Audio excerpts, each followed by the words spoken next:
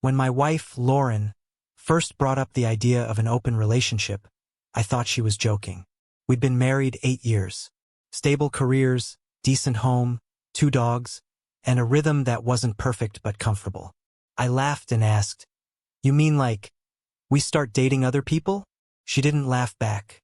She just stared at her coffee and said, "I've been thinking about it for a while. I just don't want to feel trapped." That word hit harder than she realized. Trapped. As if being with me was some kind of cage. I tried to reason with her, told her marriage was about commitment, trust, effort.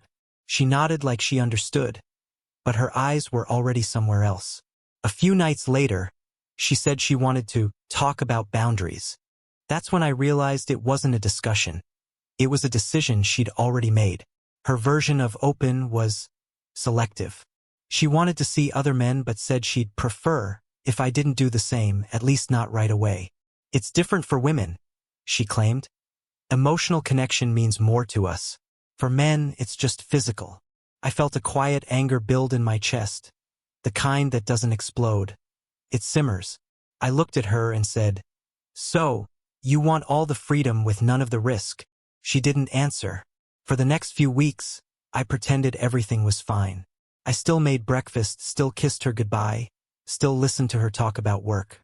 But something in me detached. I started observing instead of participating. Every new piece of makeup, every longer shower, every text she smiled at, I noticed them all. Then one Friday night, she said she was meeting friends. I just nodded. I didn't ask questions. That was part of her freedom, right? When she came home past midnight, she smelled like someone else's cologne. She didn't even hide it. She looked at me and said, "Don't look at me like that. We agreed to this." No, she agreed to it. I just didn't fight her decision. I went to bed that night and stared at the ceiling, wondering how a person could rewrite loyalty into something negotiable. The next morning, she was chipper, making pancakes, humming like she hadn't just erased 8 years of monogamy. She kissed my cheek and said, "You're being quiet." I told her I was thinking. She smiled. "Good. Don't overthink this. Okay? It's just exploration." Exploration. As if her marriage vows were a travel brochure. A week later, I made my own exploration. I joined a dating app not to cheat but to understand. Within an hour, I had several matches. Not because I'm special, but because apparently kindness and stability are rare commodities. I didn't meet anyone in person, though. I didn't need to. I just wanted perspective. One woman, named Claire, messaged me, "You sound like someone who actually listens." That simple line made me realize how much I'd been unheard in my own marriage. The next evening, I told Lauren I'd accepted her idea. I said I was ready to have an open relationship too. She froze. "Wait, what?" I smiled. "You said it's about freedom, right? I think I deserve some too." She looked uncomfortable, almost panicked. "Well, I just think maybe it's not the same when you do it." "Why not?" I asked. "Because I might actually find someone who values loyalty?" She didn't answer. She just walked out of the room. I knew at that moment she never wanted equality. She wanted permission to betray without consequence. But she was about to learn what consequences really looked like. Over the next few days, I watched Lauren unravel quietly. She'd initiated this freedom. But now that I wasn't chasing her for affection or approval, she seemed unsettled. She'd ask where I was going, what I was doing, who I was texting. I kept my answers brief. "Just heading out," I'd say. For the first time in years, I didn't explain myself. I started spending evenings at the gym, longer hours at work, and some nights I simply went for drives. I'd sit in my car by the lake, thinking about how love can erode. Not in explosions, but in silence. Lauren started coming home earlier. She cooked dinner, asked if I wanted to watch a movie. I said I was tired.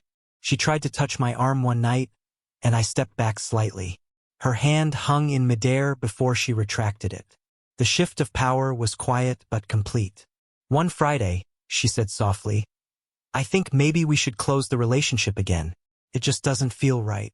I looked up from my laptop and said, "That's fine. I already did." Her eyes flickered. "You mean You're not seeing anyone? I shook my head. No, I meant I closed this relationship. Permanently. She stared at me, confused. I continued. You made our marriage conditional. Once that happened, it stopped being marriage. Lauren's lips trembled. You can't just end things like that. We can fix this. Fix what? I asked. The trust? The respect? The version of me you thought would wait around while you tested your options. She started crying, saying she'd made a mistake, that it was just a phase. I listened, calm and detached, the way she had been when she first told me she wanted other men. I told her I'd already spoken to a lawyer, that the papers were in motion. She looked like I'd slapped her. You already filed? Yes, I said. The day after you came home smelling like someone else's cologne. She dropped into a chair, silent, staring at the floor. For once, she had no argument ready. No justification. No psychological explanation about needing space or freedom. Just silence. That night, I packed my things. I didn't slam doors or raise my voice. I left her the house, the furniture, the dogs, everything she'd wanted control over. I just wanted peace. When I reached the driveway, she followed me out, sobbing, asking me not to go. You can't throw away 8 years, she said.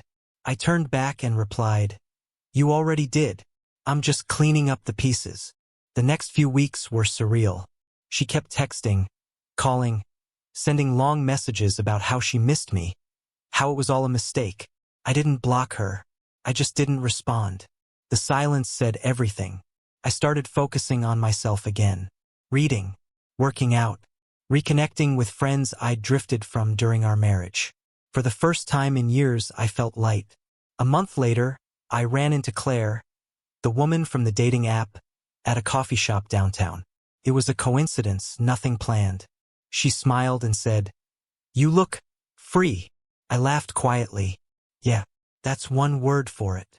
We talked for an hour, not about relationships or heartbreak, but about books, travel, and life. She wasn't a replacement or a rebound. She was just proof that peace was possible after chaos. When I got home that evening, there was one last text from Lauren. It read, I thought I wanted freedom. Turns out I just didn't appreciate loyalty until I lost it. I stared at it for a while, then deleted it. People say revenge is best served cold, but mine wasn't revenge, it was clarity. I didn't need to destroy her. I just needed to let her live with the choices she made. In the end, she wanted an open relationship that only worked one way. What she never expected was that I'd walk out of the door she opened and never look back.